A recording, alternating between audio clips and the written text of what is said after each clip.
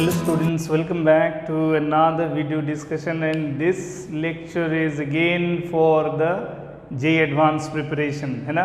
हालांकि ये फिर से एक लॉज ऑफ मोशन का मैंने प्रॉब्लम पिकअप किया, जो लास्ट एक वीडियो में भी आपने देखा, जहाँ मैंने revision course for IIT JEE के लिए एक इक्विलिब्रियम रिलेटेड प्रॉब्लम किया था ना।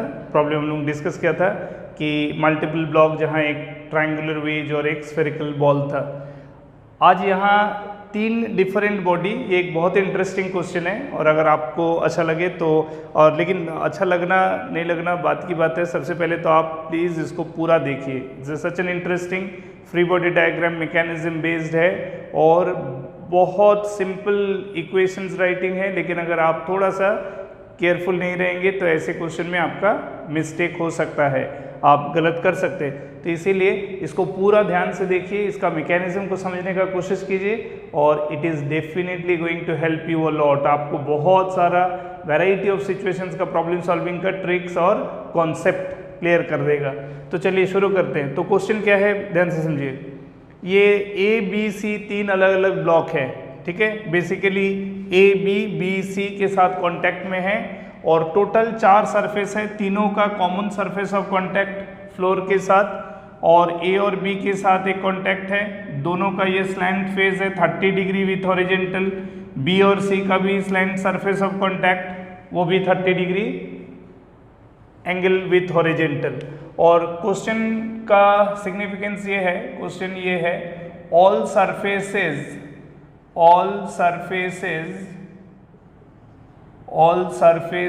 आर स्मूथ, ठीक है, कहीं कोई फ्रिक्शन नहीं है। ऑल सरफेसेस आर स्मूथ, तीनों सरफेस का कांटेक्ट विद द ग्राउंड वो भी स्मूथ सरफेस है।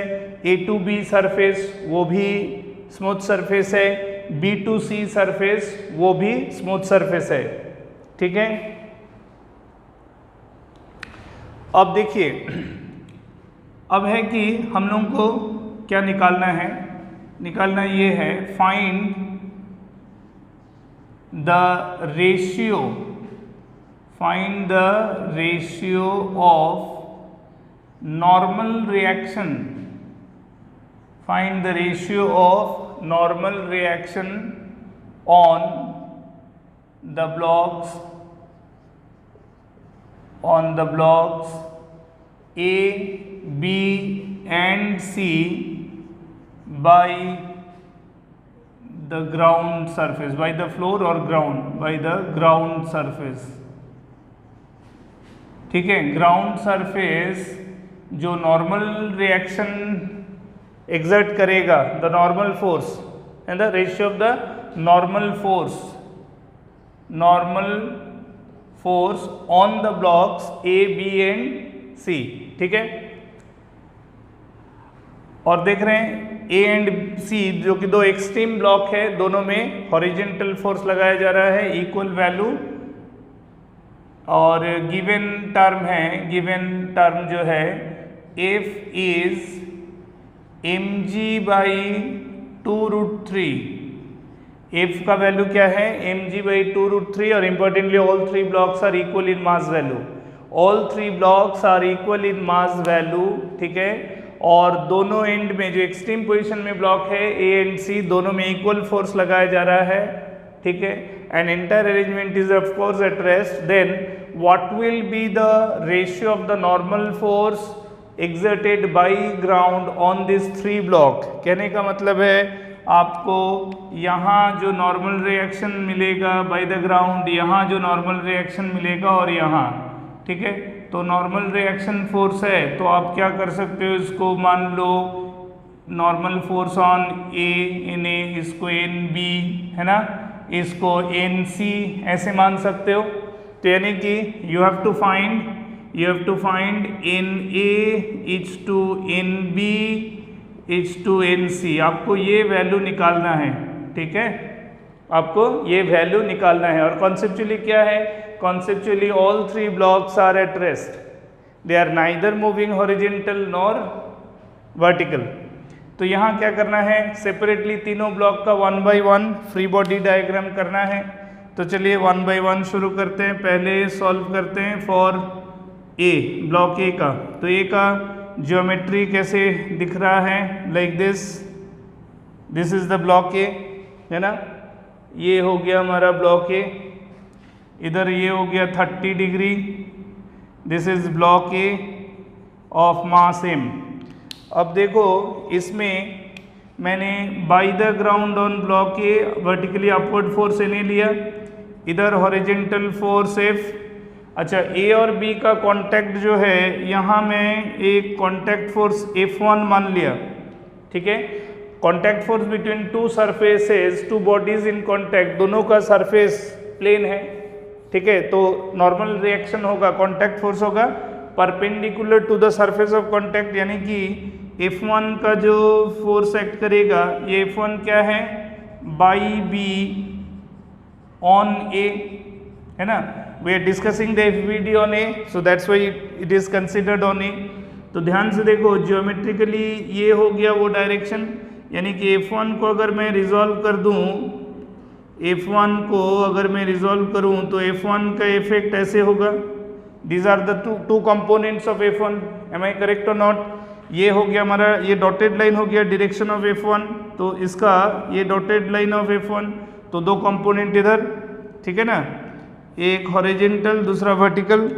तो फोर्सेस को कैसे लिखेंगे, ज्योमेट्री क्या है, ये 30 डिग्री, ये 60 degree, then this is 30 again, कारण ये इस स्लैंट लाइन से ये डॉटेड लाइन नॉर्मल है ना, परपेंडिकुलर, तो ज्योमेट्री के हिसाब से ये 30, यहाँ 90, तो ये 60, फिर ये 30, यानी कि इधर हो गया हमारा F1 साइन 30 हॉरिजेंटल, और वर्टिकली डाउनवर्ड जो है वो है F1 cos 30।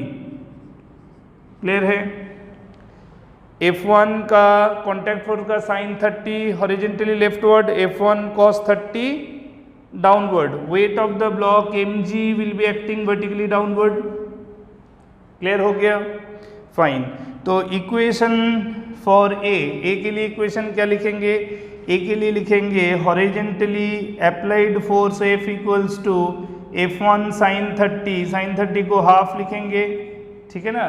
तो यानी कि हमारा F1 का वैल्यू हो गया 2 टाइम्स कैपिटल F, तो कैपिटल F का वैल्यू दिया है, यहाँ से क्रॉस मल्टीप्लाई कर लेंगे, 2F is equal to mg by √3। तो ये एक रिजल्ट आ गया हमारा, कौन सा, F1 contact force between A and B by B on A, जो वैल्यू है वो mg बाई √3 है। ये कौन सा लाइन पे आया, अलोंग हॉरिजेंटल, ये हॉरिजेंटल ही आया, ठीक है ना, हॉरिजेंटल पे ये इक्वेशन से ये रिजल्ट आया। अच्छा, वर्टिकल में क्या होगा, अलोंग वर्टिकल अगर लिखेंगे, अलोंग वर्टिकल अगर लिखेंगे तो N A is upward, mg downward, F1 cos 30 downward, यानी कि value of N A is mg plus F1 into cos 30, cos 30 का वैल्यू मैंने डायरेक्ट बैठाया √3/2, ठीक है।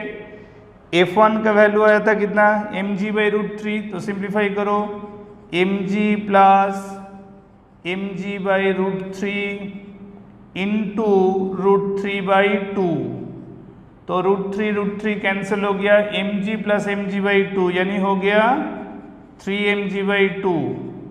तो चलो हम लोगों को Na मिल गया, the contact force by the ground, the reaction force by the ground on block A आ गया 3mg/2, ठीक है। इसी तरह से अब ब्लॉक सी पे चलते हैं पहले, क्योंकि वहाँ भी F का वैल्यू मेरे को हेल्प करेगा फॉर सी, ठीक है। समझ में आ रहा है कि नहीं, कोई दिक्कत नहीं है, आराम से फ्री बॉडी डायग्राम को समझना है। हमेशा contact force will be perpendicular to the surface, तो इंक्लाइंड सरफेस है उससे परपेंडिकुलर लाइन पे, और उस F1 को मैंने रिजॉल्व कर लिया हॉरिजेंटल वर्टिकल, ज्योमेट्री को हेल्प लिया, ज्योमेट्री का हेल्प लिया, तो ये 30 डिग्री, F1 का vertical component F1 cos 30, horizontal is F1 sin 30, applied force and contact force का horizontal component, they are balancing each other and vertical forces are giving the counterbalancing of the normal force by the ground on the block A, ये Na जानना था। अब NB और NC को भी पता करेंगे, तो पहले किसका ड्रॉ करते हैं, C का। तो again as per diagram of C का भी डायग्राम ऐसे है। ज्योमेट्री के हिसाब से ये वाला 30 डिग्री है, क्लियर है, फाइन। ये अगर 30 डिग्री है, यहाँ जैसे A और B के बीच में मैं F1 लिया था, यहाँ मान लो मैं F2 ले लेता हूँ, ठीक है। इधर ये हो गया हमारा F2 कॉन्टैक्ट फोर्स, ये कौन लगा रहा है, लिख देते हैं बाई B ऑन C, ठीक है ना, by B on C, because this is the block C of mass M। इधर फोर्स हो गया capital F, weight of this is mg downward, इधर का normal reaction upward is NC, ठीक है, क्लियर है, फाइन। अब काम खाली F2 को तोड़ लेना है। F2 का डायरेक्शन को फिर से ध्यान दो, see this dotted line stands for F2, यानी कि F2 का effect will be discussed this way, ठीक है, फाइन। ये 30 डिग्री है तो ये ऑल्टरनेट एंगल, ये 30 यानी ये 60 फिर ये 30, क्लियर है। तो F2 का ऊपर वाला कंपोनेंट हो गया F2 cos 30 और हॉरिजेंटल हो गया F2 sin 30, क्लियर, ठीक है ना। तो horizontal effects are again counter balancing, so along horizontal we can write down F2 into sin 30 is 1/2, that is equal to capital F, ठीक है। तो देखो यहाँ से F2 का वैल्यू फिर से आ गया twice of capital F, that is the contact force between B and C is coming twice of the applied force. तो अप्लाइड फोर्स था कितना हमारा, ये mg/2√3, वैल्यू बैठाएंगे तो ये कितना होगा mg/√3, यानी कि कॉन्टैक्ट फोर्स F1 जितना आया था F2 भी उतना ही आया, करेक्ट। सो mg/√3। देन वर्टिकल में लिखेंगे तो NC upward, F2 cos 30 upward और mg downward, so therefore NC can be written mg minus F2 cos 30 का वैल्यू √3/2, तो यानी कि NC का वैल्यू हो गया mg minus F2 is again mg/√3, तो मैं लिखूंगा mg/√3 इंटू √3/2, यानी फिर √3 कट गया, mg माइनस mg/2, तो ये हो गया mg/2। Na आया था 3mg/2, NC आया mg/2। अब रह गया किसका, FBD, block B। Block B को इसी में कर देते हैं, देखो ऑन ब्लॉक बी ए में लगाया था F1 this way, so on the block B अगर डिस्कस करेंगे तो इधर एक F1, इधर F2, ठीक है। तो ये दोनों फोर्स तो डायरेक्टली काउंटर बैलेंस कर जा रहा है, तो इसका मतलब है वर्टिकली अगर मैं फोर्स को रिजॉल्व भी करना चाहूँ, अगर ना भी रिजॉल्व करूँ तो F1 और F2 का तो ultimate effect on the mass m0, तो दो फोर्स का अगर इक्वल एंड ऑपोजिट है तो रिजॉल्व करके भी देख लेंगे तो उतना ही होगा। अगर कंफ्यूजन है तो इसे भी देख लो, ये लो, ये होगा दो कंपोनेंट, इधर F2 का ये हो जाएगा दो कंपोनेंट, ठीक है।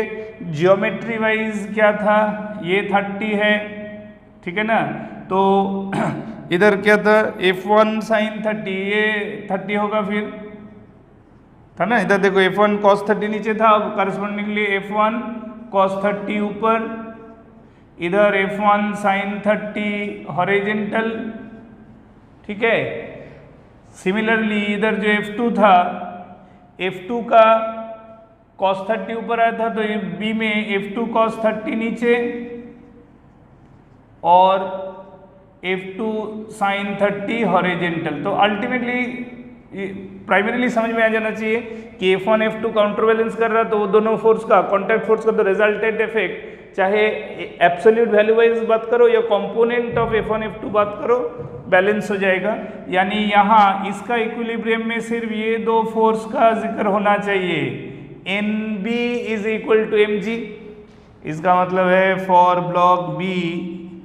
Block B NB is directly equal to क्या है, mg। तो हमारे पास तीन वैल्यू मिल गया, एक आया NA, कहाँ गया NA आया था 3mg/2, NB आया mg और NC आया mg/2। तो हमारा रिजल्ट क्या था, ये पूछा था ना, तो इसका मतलब है NA is to NB is to NC that is equal to 3mg/2 is to mg is to mg/2। ठीक है, तो अब रेशियो बोलो क्या करना है। यहाँ ये हाफ अगर मैं कॉमन मल्टीपल लाऊं, इसमें 2 इंटू हाफ कर सकता हूँ ना, फिर हाफ कट जाएगा तो क्या होगा 3:2:1, यानी रेशियो हो गया 3:2:1। ये हो गया that required ratio of the normal reaction by the ground on A, B and C। तो नॉर्मल फोर्स का रेशियो क्या हो गया 3:2:1। सो सबसे ज़्यादा कॉन्टैक्ट फोर्स A में लगा, सबसे मिनिमम कॉन्टैक्ट फोर्स C में लगा। ठीक है, 3:2:1। This is the ratio of the normal force by the ground on this 3 block provided when it is in equilibrium condition. तो उम्मीद करता हूँ कि ये इस पर्टिकुलर वीडियो को समझने में कहीं कोई परेशानी आपको नहीं हुआ, और इससे आपको एक बार फिर से एक बार फ्री बॉडी डायग्राम का वाइड इलेबोरेशन आपको समझ में आया होगा, अगर आप इसको प्रॉपरली फॉलो अप किए हैं तो। अगर एक बार भी नहीं समझ में आया तो आप इस वीडियो को 2 बार 3 बार देखिए और फिर इस तरह का खुद भी प्रॉब्लम्स ट्राई कीजिए। ठीक है, तो this is the way you need to carry on, continue your preparations for JEE main and advance level, क्योंकि अगर आपको IIT JEE क्रैक करना है तो एक्सटेंसिव लेवल का प्रॉब्लम्स बनाना है, बेसिक आइडिया को, बेसिक नॉलेज को इलेबोरेट करना है with wide range of extensive level of problems, है ना, तभी जाकर आप IIT में जा सकते हो। तो उम्मीद करूँगा कि आपको ये वीडियो समझ में आया और आपका साथ IIT जोन ट्यूटोरियल के साथ हमेशा बना रहना चाहिए, ताकि आपको और भी अच्छा और इंटरेस्टिंग वीडियोस आपके लिए बना सकूं, आपके लिए सर्व कर सकूं। तो इसी के साथ आप इस वीडियो को वाइड रेंज में शेयर कीजिए, ताकि ज़्यादा से ज़्यादा बच्चों तक IIT जोन ट्यूटोरियल का मैसेज पहुंचे, और चैनल को सब्सक्राइब कीजिए अगर आप पहली बार आए हैं, और दूसरों को भी इस चैनल तक पहुंचने में मदद कीजिए। Thank you.